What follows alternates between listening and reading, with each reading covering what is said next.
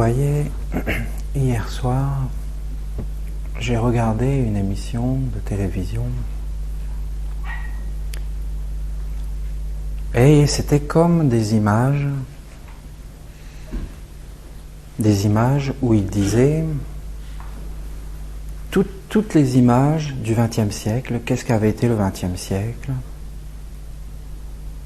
des images un peu qu'on n'avait pas vues ou je sais pas. Et alors je l'ai regardé vraiment avec beaucoup d'attention, en écoutant vraiment tout ce qu'il disait, pour essayer de comprendre en fin de compte la mentalité des gens d'aujourd'hui, comment ils pensent, comment ils voient le XXe siècle. Qu'est-ce qui retient l'attention pour les gens? Et en fin de compte, si on regarde tout ça, le XXe siècle, c'est l'histoire d'une boucherie et d'une horreur, et il ne parle que de guerre, il ne parle que des guerres. Ce qui frappe la conscience des gens, c'est la guerre. Et c'est vrai que quand on regarde ce XXe siècle, avec leurs yeux à eux, ce qui frappe, bien sûr, c'est la guerre. Comme on ne peut même pas l'imaginer, comme il faudrait vraiment comme rentrer à l'intérieur de soi avec beaucoup de calme, pour arriver à vivre la vie en se disant, mais c'est réel, ces gens, cette histoire est réelle. Parce que si vous voulez, moi, quand je regarde ces images,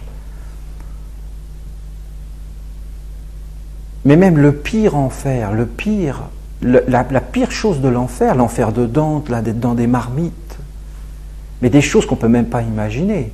On s'aperçoit que tout ce que les hommes ont pensé, ils l'ont réalisé, ou quelqu'un l'a réalisé pour eux. C'est quand même extraordinaire. Ils avaient rêvé cet enfer, la chrétienté a rêvé l'enfer, elle a rêvé que les gens aillent en enfer. Et en fin de compte, ils ont amené l'enfer sur la terre, parce qu'on ne peut pas aller plus loin. Quand on regarde ces images, mais on ne peut pas aller plus loin. Et même, vous voyez, moi ce qui m'étonne chez tous ces gens, qui sont quand même, que je considère moi comme des gens profondément intelligents, c'est pas n'importe qui. Dans le monde, c'est facile de dire c'est n'importe quoi le monde.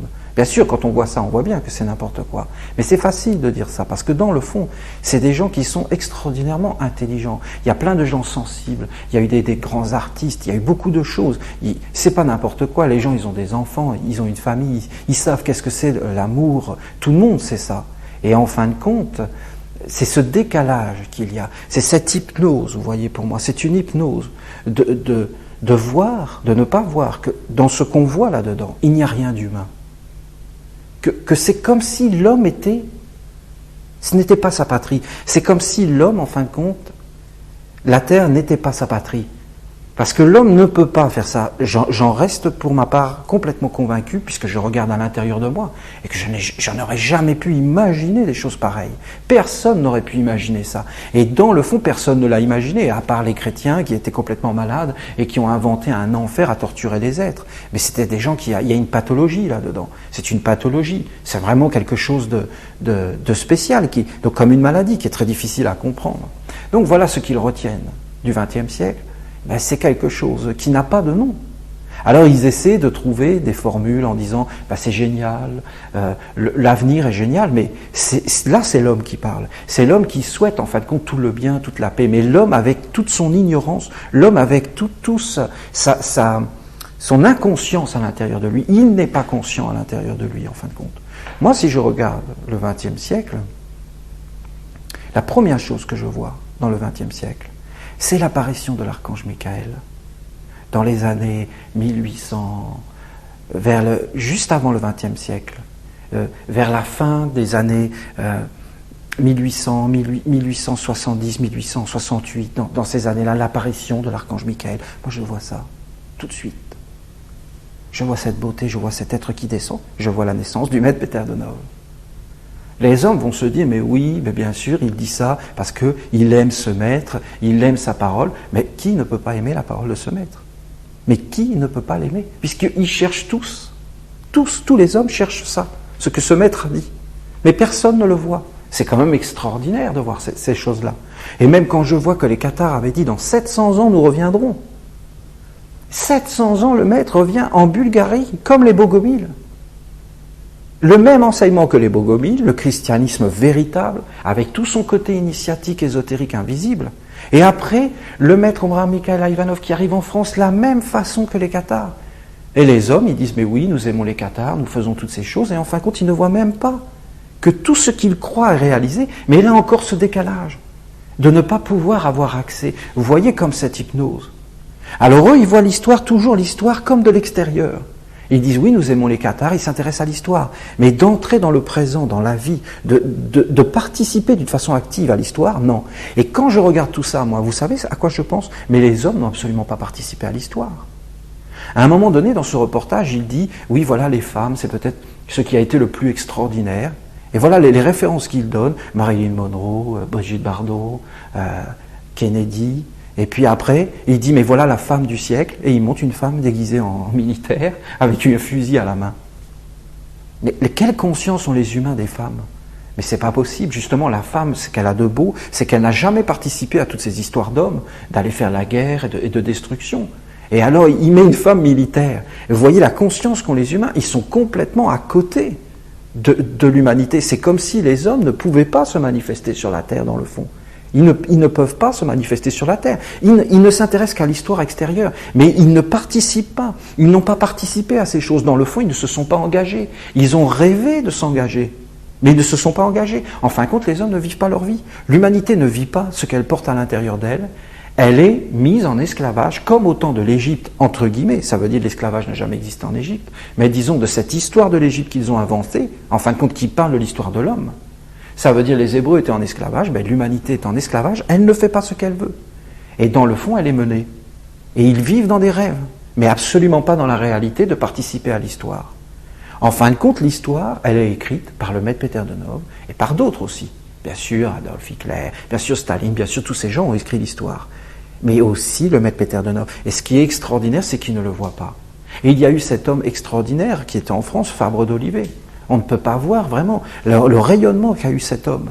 Comment cet homme, en fin de compte, a combattu des forces qui venaient vers lui pour l'empêcher de dire ce qu'il avait à dire, de renouveler la jeunesse, de parler des Saintes Écritures, de parler d'un autre regard sur la religion, sur la vie. De parler des mystères, de parler de quoi? Mais de Pythagore, en fin de compte, de Pythagore et de l'enseignement de Pythagore qui revenait, et en fin de compte, tous ces êtres revenaient, parce que, à travers eux, il était en train d'ouvrir le chemin de Rudolf Steiner et de toutes ces choses, et de ces êtres qui allaient arriver et qui allaient être les porteurs d'une influence, l'influence de Michael, de l'archange Michael qui descendait du ciel, et qui s'approchait et qui coïncide avec la naissance du maître Peter de Nov. Alors vous voyez, moi, le XXe siècle, je le vois comme ça. Je vois ce courant qui est apparu, mais eux ne le voient pas. Et où elle est la beauté? Mais elle est bien dans ces hommes et de cette possibilité qui a été donnée à l'humanité, ça veut dire la fraternité et toutes ces choses, d'aller vers la fraternité, d'aller vers l'amour fraternel, d'aller vers la sagesse, de reconquérir le monde d'en haut. Les frères me parlaient de la nuit des étoiles. Ils me disent, oui, il y a encore eu cette nuit des étoiles, alors il y avait les savants et toutes ces choses.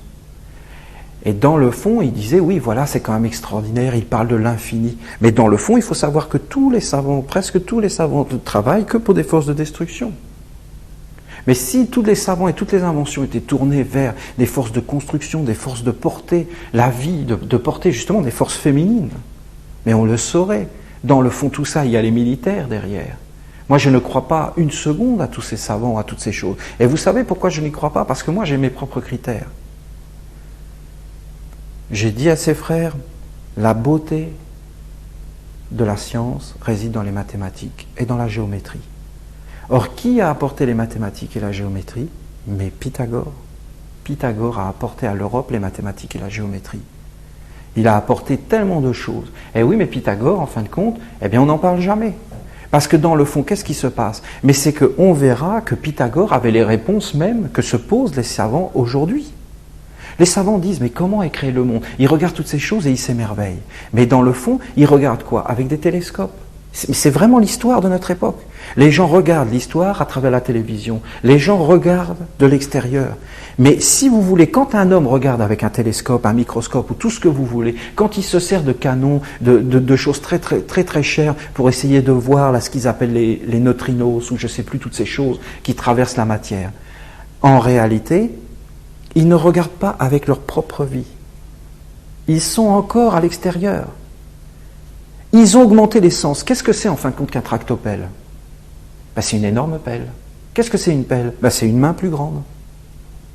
L'homme a compris qu'il avait une main, qu'avec ça, il pouvait faire des choses extraordinaires. Alors après, il s'est dit, si j'avais une plus grande main, je pourrais ramasser plus de choses. Il a inventé la pelle. Et après, il a dit, oui, la pelle, c'est bien, mais c'est ma propre force. S'il y avait une force mécanique, je pourrais, c'est une main, en fin de compte, je pourrais ramasser encore plus de choses. Ils ont inventé. Ils ont dit, mais je vois avec l'œil. Mais si je voulais voir les planètes et toutes ces choses, en fin de compte, il me faudrait un plus gros œil. Et si j'avais un œil beaucoup plus gros, je pourrais voir beaucoup plus loin. Ou si j'avais un œil qui rentrait dans le petit, je pourrais voir le petit. Mais ils n'ont pas vu qu'en fin de compte, ils ne participent pas. C'est comme il y a toujours une barrière. Il y a une barrière entre l'histoire. Donc ils ne connaissent pas ces choses. Moi je vous dis, les hommes qui participaient à toutes ces guerres, à tout ce qu'ils ont montré, dans le fond, parce que c'est collectif. Mais jamais ils n'auraient voulu faire ça si on les prenait un à un. Mais c'est parce que dans le fond, ils n'ont jamais donné leur opinion. En fin de compte, toutes ces choses se passent comme des forces qui viennent à l'extérieur. Les scientifiques, ils ne comprendront jamais rien. Jamais rien. Parce que dans le fond, si vous regardez bien, ce sont des impies. Mais pourquoi ce sont des impies? Parce que c'est le mot terrible. Parce qu'on va dire, qu'est-ce qu'ils racontent, Olivier, des scientifiques et tout ça, ils ont l'air gentils, ils sont comme illuminés. Mais oui, parce que c'est une façade. On les présente à la télévision pour nous dire, regardez, les scientifiques, c'est des illuminés et toutes ces choses. Mais dans le fond, derrière, dès qu'ils ont une découverte, il faut qu'elle soit rentable. Et il faut qu'elle soit militaire. La vérité, elle est là. Et en fin de compte, ces êtres, pourquoi je dis que c'est des impies? Parce que pour moi, et si vous regardez bien, un homme qui renie ses parents, qui renie ses ancêtres, qui ne les porte pas à l'intérieur de lui, celui-là est un impie. Un homme qui utilise les mathématiques, la géométrie, mais qui ne reconnaît pas Pythagore, et derrière lui les Égyptiens, c'est un homme qui est coupé de l'humanité. On ne peut pas couper l'homme de l'homme. On ne peut pas dire l'homme est là, et il n'a jamais existé, et il n'existera pas. Il n'y a que nous. C'est une attitude profondément égoïste. Profondément égoïste. Et pourquoi ils coupent en fin de compte? Parce que dans le fond, Pythagore, c'est leur ennemi. Parce que Pythagore, lui, il leur rirait au nez de leurs scientifiques et de leurs découvertes et tout ça. Pourquoi? Mais il dirait, mais regardez-vous, connais-toi toi-même. Ça veut dire, vers l'intérieur, donne du sens à tes sens. Voilà ce que leur dirait Pythagore, donne du sens à tes sens. C'est-à-dire, tu as des sens, tu touches, tu goûtes, tu regardes, tu entends et toutes ces choses, tu calcules, tu te sers des mathématiques. Oui, mais tu te sers de tout ça, pourquoi et pour qui? Et pour qui tu fais avancer toutes ces choses? Parce que si tu regardes à l'intérieur de toi, qu'est-ce qui vit à l'intérieur de ton âme? La nuit. C'est-à-dire tes sens n'éclairent rien du tout. Ils ne produisent aucune lumière. Tu touches, ça te réjouit. Tu touches, ça te fait peur. Mais ça s'arrête là. Ça fait peur à qui? Ça réjouit qui? Tu regardes, tu comprends. Mais qui comprend? Et pourquoi? Et qui comprend à travers toi? Non, rien du tout. Ils n'ont pas vu, en fin de compte, que l'homme était plus important que les télescopes. Ils n'ont pas vu que c'était l'homme, que c'était même l'œil. Ils ne voient même pas que c'est l'œil qui est plus important que le télescope. Ils mettent tout dans les télescopes, tout dans leurs découvertes, tout dans les mathématiques, alors que c'était une mathématique de l'âme, et que c'était des êtres qui parlaient d'initiation, de développement intérieur de l'homme, d'ennoblissement de l'homme. Et vous voyez, pour moi, le XXe siècle, c'est ce combat. Et en fin de compte, moi, si je regarde ça, je vous dis, je vois l'archange Michael qui descend, et je vois des forces sombres qui sortent de la terre, qui entrent dans les hommes, et qui les mettent en furie. Et les hommes se déchirent. Mais ce ne sont pas les hommes. C'est leur ignorance de leur vie intérieure. En fin de compte, ils se sont fait attraper. Parce qu'aucun homme ne fait ça. Les images que j'ai vues à la télé, aucun homme ne le fait. D'ailleurs, pour les supporter, ces images, de les supporter, il faut avoir une sacrée couche à l'intérieur de soi de désillusion, de laisser aller, parce que c'est insupportable. Et je défie n'importe quel homme, ça veut dire pour moi les vrais hommes, de regarder de telles images, ça veut dire toutes ces images, je n'ai pas besoin d'en parler, de ces guerres, de les regarder en face et d'ouvrir son cœur. Et de laisser rentrer toutes ces images dans le cœur jusqu'au bout. Vous verrez, vous allez vous effondrer. Et vous allez voir le vrai visage de ces créatures qui sont derrière, et en fin de compte, qui sont malades, bien sûr, et les hommes ont fait un pacte avec eux.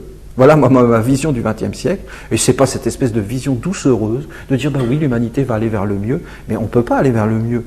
Il faut regarder ces choses en face et se tourner vers ceux qui ont les clés, comme Jésus les a données, comme Bouddha les a données, comme des grands maîtres spirituels les ont donnés, mais comme tous les êtres les connaissent à l'intérieur d'eux. Tous. Il suffit de se placer dans la responsabilité et de décider de vivre pleinement sa vie et de vivre l'histoire. et d'entrer dans l'histoire, et de comprendre en fin de compte qu'il y a un combat dans l'humanité, qu'il y a un combat de ces forces, et que les hommes viennent d'une patrie originelle, sur la terre, qui ne sont que de passage, qu'ils vont mourir, parce que ce n'est pas leur patrie, et qu'ils viennent comme un médicament dans un organisme déjà créé pour guérir toutes ces créatures. L'homme est un médecin au plus profond de lui. C'est pour ça que de tous les enseignements d'Égypte, une civilisation qui a duré des milliers d'années, il est sorti quoi? L'enseignement des thérapeutes. Les thérapeutes, les Esséniens, et à travers eux est né un des plus grands maîtres pour notre époque, à nous, pour notre conscience de l'humanité, ça veut dire Jésus.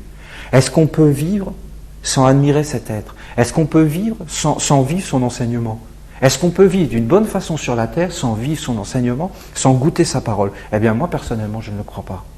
Est-ce que sa parole est liée à une église? Mais bien sûr que non. Elle est universelle et pour tous les hommes. Ça n'a rien à voir avec des églises et des choses. C'est un esprit qui parle à l'intérieur de nous, comme il l'avait dit lui-même. Tant que je suis devant vous à vous parler, vous ne pouvez pas connaître la vérité. Parce que moi-même, je suis un obstacle à la vérité. Pourquoi? Parce que vous voulez trouver la vérité à travers mes paroles et à travers moi. C'est pour ça que je m'en vais, je retourne vers mon Père. Il dit le secret. Je retourne vers le Père, ça veut dire le royaume du Père, au-delà de la terre. Et quand je serai parti, je vous enverrai l'esprit de vérité, le paraclet, et celui-là vous conduira dans la vérité totale, ça veut dire à l'intérieur. L'homme qui voit et qui vit par lui-même. C'est trop clair. Et comment? Mais il se purifie, il donne du sens à ses sens. Il donne du sens à ce qu'il voit. Il donne du sens à ce qu'il touche. Il donne du sens à ce qu'il goûte. Il donne du sens à ce qu'il entend. Il nourrit son âme. Il nourrit la terre à l'intérieur de lui. Il guérit. Donc comment? Mais on ne peut pas vivre sans amour. On ne peut pas vivre sans amour. On ne peut pas vivre sans miséricorde. On ne peut pas vivre sans la miséricorde. On ne peut pas vivre sans ses forces en fin de compte. On ne peut pas vivre sans l'invisible. Sans l'invisible, il n'y a plus d'hommes. Mais maintenant, les hommes, ils voudraient vivre comme des êtres robots, des robots qui regardent à travers des œils et qui ont des découvertes avec des œils qui sont informatiques, électroniques. Et l'homme sera tout entier dans l'électronique et dans des découvertes électroniques. Mais qu'est-ce qu'il découvrira? Mais rien du tout. Il découvrira qu'il y a une nouvelle galaxie après l'autre galaxie. Il découvrira qu'il y a un nouvel infini après l'autre infini. Il découvrira effectivement que derrière les neutrinos, il y a une autre structure. Et alors, qu'est-ce que ça fera? Ils auront encore des enseignements, de la technologie. Pourquoi? Pour qui? Et qui donnera ces forces? Mais toujours les mêmes, les forces de destruction. Tant que l'homme n'aura pas travaillé sur lui, sur la jalousie, sur la haine, sur toutes ces forces de la colère, sur ces forces, par exemple, même de vouloir avoir raison, de dire que d'autres ont tort, et de se croire supérieur dans la vérité, ça veut dire c'est les germes de toute guerre. Tant que les hommes ne feront pas des liens entre eux, tant que les hommes ne travailleront pas dans toutes ces forces, qui ne respecteront même pas la planète, nous sommes dans un endroit tellement pur en réalité. Nous ne nous rendons pas compte de la chance que nous avons ici. L'air est très pur, mais même nous voyons dans le lointain l'atmosphère qui est polluée. Au-dessus des montagnes, quand le soleil se couche, il y a comme une couche de pollution. Mais c'est de l'absurdité de polluer la Terre. L'air que nous respirons, mais c'est du délire, vous comprenez? L'homme est fou.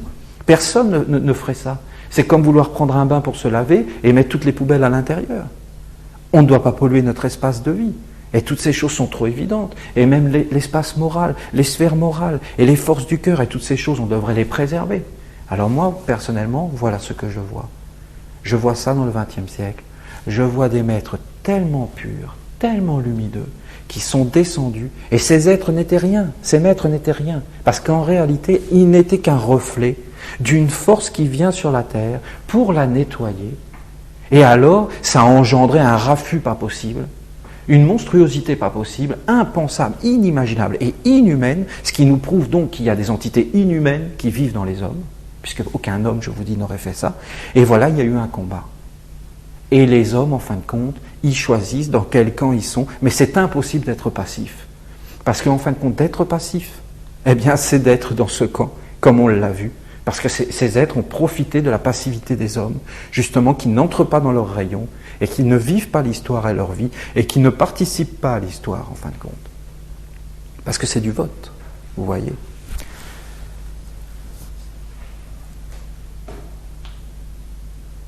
Pourquoi jamais on ne parle de ça? Pourquoi on ne parle jamais de ces êtres? De cette lumière? Pourquoi on ne parle jamais de la grandeur de l'homme? Mais c'est parce que dans le fond, on a peur. On a peur de voir que cette grandeur de l'homme, eh bien, on va comparer les forces. Et si jamais on fait apparaître le maître Peter de Nove, et si jamais on fait apparaître Rudolf Steiner et tous ces êtres, et même il y en a eu d'autres dans d'autres cultures, qui avaient tellement une discipline morale, qui avaient travaillé sur eux, eh bien, vous savez ce que ça va faire? Eh bien, ça va augmenter le côté sombre. Augmenter le côté sombre. Et alors, on verra à partir de ce moment-là qu'il y a beaucoup d'êtres qui se sont manifestés. Eh bien, ces êtres, en fin de compte, que l'on prend pour comme des sommités, eh bien, ils étaient sombres. Ce que l'on prend comme lumineux, eh bien, si on fait apparaître le vrai lumineux, eh bien, on s'apercevra que ce lumineux, en fin de compte, était sombre. Non, mais tu peux laisser, Florent. Oui. On s'apercevra que ce lumineux, en fin de compte, qu'on prend pour le lumineux, eh bien, il est sombre. Et ça le fait nous-mêmes dans notre vie. Si nous n'avons pas un idéal supérieur dans notre vie, si nous ne plaçons pas la sagesse et toutes ces choses, eh bien, nous nous prenons pour des gens importants.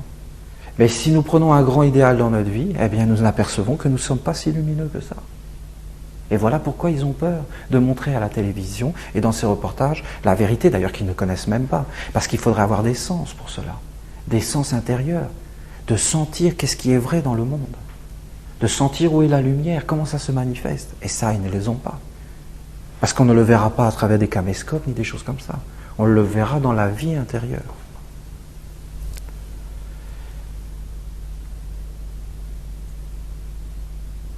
Alors vous voyez, moi je vais vous dire comment il faut faire.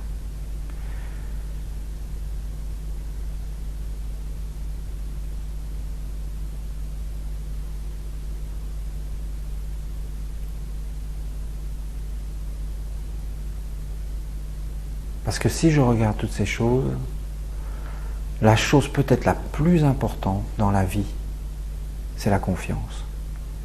Il faut avoir confiance en soi. Et vous voyez, quand vous voyez toutes ces images, eh bien vous vous dites, en qui je peux avoir confiance? Parce que même si les hommes n'y réfléchissent pas sur ce qu'ils voient, dans leur inconscient ça agit. Et ils se disent, mais il n'y a pas d'humanité. Et ils perdent même la confiance dans l'homme. Si vous voulez, ça gagne sur tous les niveaux. Ils gagnent sur tous les niveaux. Parce que les hommes, au lieu de se dire, mais non, et de voir la vision que je vous ai montrée, ça veut dire que ce ne sont pas des hommes qui ont fait ça, mais que ce sont des entités qui ne sont pas humaines et que l'homme est descendu sur la terre pour les guérir. Eh bien, quand on voit ça, on se dit, mais non, Olivier raconte n'importe quoi, c'est trop gros cette histoire. Mais oui, mais regardez bien par vous-même, vous verrez que ce que je dis est beau. Par rapport à l'autre, que eux, ils veulent dire que c'est les hommes qui ont fait ça. Mais alors ça veut dire que c'est même plus la peine. Il n'y a aucun avenir pour l'humanité, vous comprenez ce que je veux dire? L'humanité est perdue. Si c'est des hommes qui ont fait ça, mais l'humanité est perdue. Or, ce ne sont pas des hommes qui ont fait ça, puisque nous connaissons ce qu'est l'homme. Ce sont des forces, en fin de compte, qui rentrent dans l'homme et qui, en fin de compte, détruisent la confiance que nous avons dans l'homme. Il faut avoir confiance dans ce qui est vrai. Les hommes, ils ont presque tous été baptisés en Europe. Mais ils vivent comme s'ils n'avaient pas été baptisés. Après, ils vont chez les Tibétains, ils vont Mais moi, ça me fait rire doucement, cette histoire-là. Ils vont chez les Tibétains, ils vont chez les chamans et tout ça. Ils ont été baptisés. Ils ne se rendent même pas compte qu'ils se détruisent en faisant ces choses. À partir du moment où on a été baptisé, vivez votre baptême. Ayez confiance. Alors ils disent, oui, l'Église est détruite, toutes ces êtres, je suis le premier à le dire. Mais c'est que le côté extérieur qui n'est pas humain. Mais le côté intérieur de ce qui a été donné, même si le prêtre est un alcoolique fini, ou tout ce que vous voulez, et qu'en fin de compte, et même si c'est un dépravé, le baptême est vrai. Il faut donner de la confiance dans des choses qui nous donnent de la force. Alors, avant d'aller dans d'autres cultures, il faut d'abord vivre sa propre culture, sinon on n'aura plus du tout de culture. Et il faut vivre sa confiance à l'intérieur de soi, ça veut dire la confiance dans la terre. Et les hommes, ils ont placé leur confiance dans n'importe qui. Parce qu'ils ont voté pour n'importe qui, ils se sont dit, ben voilà, on va leur faire confiance. On va leur faire confiance dans tous ces hommes. Et voilà, ils ont fait confiance à ces hommes-là. Et après, ils ont dit, ben on a été trahis. Mais c'est parce qu'ils n'ont jamais réfléchi sur quoi poser sa confiance. Parce que dans le fond, cette confiance-là, c'est une passivité. Une passivité et, comment dire, de ne pas vouloir travailler, une fainéantise. Ils se sont tous reposés sur des dictateurs, parce que ça leur plaisait bien, parce que dans le fond, ils n'avaient pas de travail à faire, parce qu'ils se sont dit, c'est eux qui vont arranger la situation. Ils auraient dû avoir confiance dans la terre, confiance dans le sol, confiance dans la réalité, confiance dans leur baptême. Ça veut dire, dans le fond, qu'ils ont été comme purifiés, et qu'après, il fallait qu'ils travaillent sur eux. Ah oui, mais on fait ces choses d'une façon morte. Et après, on perd la confiance. Et dans la vie, sans la force, on ne peut rien faire. Et ce que l'on voit, en fin de compte, c'est que toutes ces choses se sont arrivées parce que les forces de lumière, ça veut dire les forces de lumière qui vivent dans les hommes, ils n'ont pas eu la force de s'opposer. Et on l'a tous senti à l'intérieur de nous. Quand il y avait quelque chose qui venait en nous, et qu'on savait que ça allait nous produire des malheurs, eh bien, en fin de compte, on n'avait pas la force de s'opposer. Et on voyait cette chose arriver à l'intérieur de nous. On s'observait nous-mêmes avec notre télescope intérieur. Et on voyait, oui, c'est en train d'arriver. Oui, l'ennemi il est en train de rentrer en moi, mais je ne peux même pas l'empêcher parce que je n'ai pas de force. Or, d'où vient la force? De la confiance. De la confiance et du monde invisible. Alors maintenant, on dit aux jeunes, mais oui, allez-y, trouvez du travail, vivez votre vie et tout ça matériel. Mais personne n'est heureux là-dedans. Aucune force ne vient du monde extérieur. Toute force vient du monde invisible. Si tu as une chose dans l'invisible, ça veut dire dans ton âme, personne ne peut te la prendre si tu en es conscient. Mais si tu as une chose à l'extérieur, mais n'importe qui peut te la prendre. Après, ce sont des lois, c'est compliqué. Posséder une chose à l'extérieur et ne pas la posséder à l'intérieur, c'est ne pas la posséder. Posséder une chose à l'intérieur, c'est la posséder. Et où est l'intérieur? Dans le monde invisible. Et le disciple doit avoir toute sa confiance et tout son travail dans l'invisible. Un homme qui n'est pas relié dans l'invisible, il peut faire tout ce qu'il veut, il sera malheureux. On dira, mais non, Olivier, il exagère. Mais c'est parce qu'on vit dans les illusions. Vous savez ce que c'est une illusion? Vous commencez par mentir, et puis après vous vous dites, zut, j'ai menti. Je ne veux pas admettre que j'ai menti, mais en fin de compte, mon mensonge me rend malheureux. Je vais l'augmenter. Et comme ça, j'aurai encore des sensations. Et ainsi de suite, et on augmente l'illusion. On se ment à soi-même en disant qu'on va trouver le bonheur là-dedans, alors qu'il n'y a pas. Il n'y a pas de bonheur là-dedans. Il n'y en a pas. C'est certifié. Pourquoi nous ne vivons pas l'histoire? Pourquoi nous ne regardons pas l'expérience des autres? Pourquoi nous pensons que nous sommes supérieurs aux autres hommes? En réalité, nous ne sommes pas supérieurs aux autres hommes. Et en fin de compte, ce qu'ils ont vécu, nous le vivrons. Et s'ils ont été désillusionnés, nous serons désillusionnés. Donc, dans le fond, la confiance, elle est dans la terre, et après, dans le monde invisible. Et la force vient du monde invisible. D'être pur à l'intérieur de soi, d'être resté honnête avec soi-même, de ne pas avoir pactisé, d'avoir été pur dans ses intentions, d'avoir été clair. Après que vous ayez le succès ou pas à l'extérieur, ça n'a aucun intérêt. L'intérêt, c'est le succès à l'intérieur. Bien sûr, souvent, il est suivi à l'extérieur. Regardez ce livre qui a fait un succès aux États-Unis et qui a fait aussi un succès en France de Deepak Chopra. Les 7 lois spirituelles du succès. Mais du succès de quoi et de qui? Du succès de qui? Du moi éphémère. Et les gens, ils se jettent là-dessus. Ils oublient leur baptême. Ils oublient qu'ils sont des chrétiens. Ils oublient toutes ces forces à l'intérieur d'eux parce qu'ils cherchent toujours quelque chose de nouveau à l'extérieur, que quelqu'un prenne leur vie en charge. Et voilà les 7 lois spirituelles du succès. Et quand vous voyez ça, vous savez ce que c'est? Mais de la magie grise, on va dire, pour être poli. De la magie grise. Comment se servir des forces spirituelles, parce que c'est bien mis spirituel, pour le petit moi éphémère, pour vivre mieux sa petite vie, sans jamais, en fin de compte, penser aux autres et toutes ces choses, sans un haut idéal, sans, en fin de compte, rentrer dans une magie divine. Ah oui, Pythagore. Pythagore, oui, lui, il enseignait ces choses. Tu honoreras les dieux dans leur ordre. Ça veut dire, tu honoreras les dieux dans leur ordre, dans leur hiérarchie. Tu honoreras les dieux. Ça veut dire, tu honoreras le grand Dieu, le plus haut, le Dieu des dieux, par le silence. Parce qu'il est sans nom, sans limite. Hein, vous voyez tout ce qu'ils ont découvert avec leur télescope. Mais tellement mort.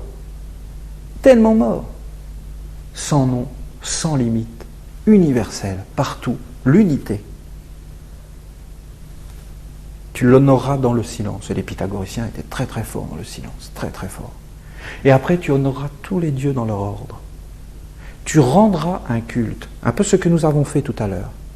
C'est-à-dire, tu feras des gestes, tu prononceras des paroles, tu offriras des choses pour nourrir le monde invisible. Tu apprendras à dire merci, mais pas le merci comme ça, le merci vers le monde invisible. Tu honoreras les dieux, tu béniras la terre, l'harmonie céleste et toutes ces choses. Tu travailleras pour eux, tu rayonneras des forces, tu cultiveras des forces, tu offriras des forces.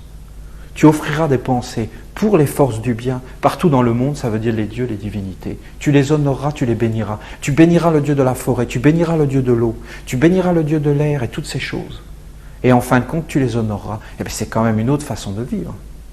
Eh oui, mais qu'est-ce qui se passe quand un homme vit ça? Il voit que le monde n'est absolument pas ce monde du XXe siècle qui nous présente. Parce que le monde du XXe siècle qui nous présente, je suis désolé, mais c'est un monde de barbares. Et un monde qui pour moi n'existe pas. C'est un monde de rêve, c'est un cauchemar en réalité qu'ils ont inventé. La nature est tellement belle, les fleurs et tout ça, et vous voyez une nature tellement belle, et des barbares qui n'ont rien à faire là-dedans, qui sont en train de s'entretuer dans des tranchées, qui inventent des gaz pour se gazer. Alors que la vie est tellement belle, qu'il y a tellement de choses à faire, ben non, ils ont inventé des choses pour se gazer. Eh bien, est-ce qu'ils honorent les dieux? Ben oui, ils honorent les dieux des barbares, les dieux de... Je ne sais même pas leur nom. Je ne veux même pas le savoir, ce nom. Vous voyez? Que les hommes, ils n'ont qu'à chercher le nom de leur maître. Ils pensent qu'ils vont vivre sans maître. Mais ils vivent avec des maîtres, la preuve. C'est qu'ils leur disent, tu iras à la guerre te faire tuer, ils y vont. Pour rien. Ils y vont pour rien. Pour des idéologies, pour rien. Mais c'était bien leur maître. C'est parce que, bien sûr, ils n'avaient pas de maître. Un jour, il y a une sœur en Bulgarie, elle raconte cette histoire. Elle était en train d'étendre son linge dans son jardin. D'un seul coup, il y a un militaire, je crois, qui passe. Puis il la regarde, et puis elle étend son linge, et puis d'un seul coup, elle se dit, c'est bizarre ce militaire, il m'a regardé d'une drôle de façon. Puis voilà, elle n'y pense pas. Puis en fin de compte, elle le voit revenir, il passe par-dessus la haie du jardin, et il commence à vouloir lui... Elle se méfie, parce que dans le fond, elle a une intuition, vous voyez, un pressentiment, qu'il avait regardé bizarrement. Et en fin de compte, elle rentre dans la maison, il la poursuit. Elle lui saute dessus dans la maison, et elle, en fin de compte, là, elle est perdue, elle a très peur, et elle se met à hurler, « Maître, au secours, maître, venez à mon secours !» Et le militaire, il entend « Maître », il est terrorisé, et il se sauve. Elle avait un maître, donc il ne peut pas l'y toucher. Elle avait un maître. Tous ces militaires, tous ces êtres qui sont partis à la guerre à faire n'importe quoi, à fusiller des gens et toutes ces choses, ils avaient un maître. Si on leur avait dit « Est-ce que tu veux fusiller ?» ils auraient dit non. Mais comme ils étaient des esclaves, on leur disait « Tu fusilles », ils n'avaient rien à dire. Et ils faisaient des choses qu'ils n'auraient pas fait. Donc ils avaient bien un maître, quelqu'un qui les commandait. Eh bien, dans le fond, c'est parce qu'ils n'avaient pas de maître qu'on leur en a donné un. Mais s'ils en avaient eu un, et si les hommes avaient voté pour ce maître, ces maîtres, le Christ, en fin de compte, eh bien, personne n'aurait pu, parce qu'ils auraient hurlé « Maître, maître !» Et le maître serait venu. Mais quel maître il pouvait hurler? Et quelle aide il pouvait appeler? Ah ben oui, les hommes, ils appellent Dieu quand ils sont dans les détresses. Mais c'est avant, en fin de compte. Est-ce que Dieu ne peut rien faire? Si Dieu n'est pas ton maître, il n'a pas le droit de faire. Dieu, il doit être le maître pour pouvoir rentrer dans sa maison. Mais si c'est la maison de Dieu, alors il peut faire. Et alors tout ce qui arrive est bon pour l'homme et se transforme en bon. Pourquoi on n'a pas vu toutes ces choses? Bien sûr que le soldat, il n'a pas eu peur du maître Peter Donov. Il s'est dit, il y a peut-être quelqu'un dans la maison, vous comprenez? Mais le résultat est là. Après, on peut inventer toutes les histoires et faire toutes les suppositions. Mais le résultat est là. C'est que la sœur, elle a savait que le maître était dans le monde invisible. Et qu'elle l'a appelé dans le monde invisible avec une telle force que l'autre, il s'est sûrement dit, personne m'appelle avec une telle force et avec une telle conviction, confiance, s'il n'y a pas quelqu'un dans la maison. Peut-être c'est ça. Peut-être c'est magique, il a été foudroyé. Mais le côté n'a pas d'intérêt. L'intérêt, en réalité, c'est le résultat. Et le résultat, c'est que quand on est relié à la vie intérieure, à la beauté et toutes ces choses, voilà, je dis, il faut avoir confiance en ça. Ah, mais les hommes, je vous dis, aucune confiance dans toutes ces choses. Aucune confiance. Ni de se poser sur le sol, ni du respect pour la nourriture, ni du respect pour l'air et toutes ces choses, ni de vouloir rendre un culte au Dieu, ni de vouloir en fin de compte regarder le monde invisible. Eh bien voilà ce qu'il faut faire, c'est ça. Et même dans votre vie, pas le succès comme cela, parce que vous voyez la magie, c'est ça. La magie, telle qu'ils la conçoivent, c'est l'art de se servir des dieux pour nourrir une vie éphémère et illusoire. Tandis que la vraie magie divine, c'est de donner de la force aux dieux pour les dieux, de donner de la force à la beauté pour la beauté, de donner de la force à l'harmonie pour l'harmonie, de donner un culte pur, sans rien attendre en retour. Ah, et bien alors là, ça fonctionne. Et là, c'est de la vraie magie. Le reste, pour moi, tout ça, c'est douteux. Leur histoire est douteuse. On est tellement mis dans les marécages et on patauge tellement dans cette soupe qu'on ne sait même pas ce que c'est comme soupe, que dans le fond, on est comme abruti au bout d'un moment et qu'on accepte toutes ces idéologies qui, dans le fond, qui sont fausses et on en oublie la beauté du christianisme et des vrais, en fin de compte, courants initiatiques dans leur côté ésotérique, qui avaient des vraies clés d'ennoblissement de l'homme, que le monde ne conçoit plus aujourd'hui, d'avoir un haut idéal, de sacrifier sa vie terrestre, un peu illusoire, pour goûter une vie beaucoup plus intense en haut. Et quand dans le fond, nous ne connaissons pas. Quand je les vois tous étudier Platon et toutes ces choses, Platon qui a dit le beau et la splendeur du vrai, et toutes ces forces, mais c'est encore à l'extérieur. Ils ne sont plus des platoniciens, ils ne connaissent plus ces secrets, ni Pythagore, ni la géométrie, ni toutes ces forces tellement lumineuses, ni les mathématiques qui sont une science tellement fabuleuse, qui structure la pensée, qui nous montre comment est le monde, qui nous met dans la logique, qui ouvre les portes du monde invisible. Non, les nombres sont des êtres morts, on peut en faire tout ce qu'on veut. Il n'y a plus tout ce respect de l'âme, de toutes ces forces. Ils n'ont même plus la conscience que c'est le monde invisible qui a descendu et qui est descendu vers les hommes et qui les a enseignés, qui les a nourris, qui les protège sans arrêt. Alors vous voyez, deux choses pour le disciple. La confiance en soi. Mais alors, quelle soi ? Parce que la confiance en soi, on sait très bien que si c'est le mauvais soi, ça ne marche pas du tout. Donc la confiance dans le sol, et après, la confiance dans le monde invisible. Mais alors quel monde invisible ? Lequel ? Est-ce que c'est un monde invisible comme ça ? Celui qui est autour de nous ? C'est facile de le voir, nous sommes dedans. Nos pensées, nos sentiments, notre vie, c'est le monde invisible. Les pensées tournées vers le grand, les grands sentiments et ces choses-là, le grand monde invisible, la confiance là-dedans, la force qui va venir, la force, l'acte d'honorer les dieux, ça veut dire de faire comme des cultes, de culte, la lumière, la culture de la lumière, de faire comme des actes à l'extérieur, solennels, pour nourrir des forces spirituelles, et alors, après tout ça, ça fait des choses, l'homme reçoit une force, il peut triompher des forces sombres à l'intérieur de lui, il peut les écarter parce que le feu vient, et en fin de compte, il est protégé. Voilà la vraie force de travailler dans le monde invisible, de s'emparer de son être, et là, la force arrive. Parce que je vois bien comment ça marche, ces choses. Je vous dis, c'est de la suggestion, c'est de l'hypnose. Mais oui. On dit, mais non, les hommes, regardez ce qu'ils ont fait. Mais toi, tu es un homme. Voilà. Non. Personne ne me voit dans le monde invisible et toutes ces choses.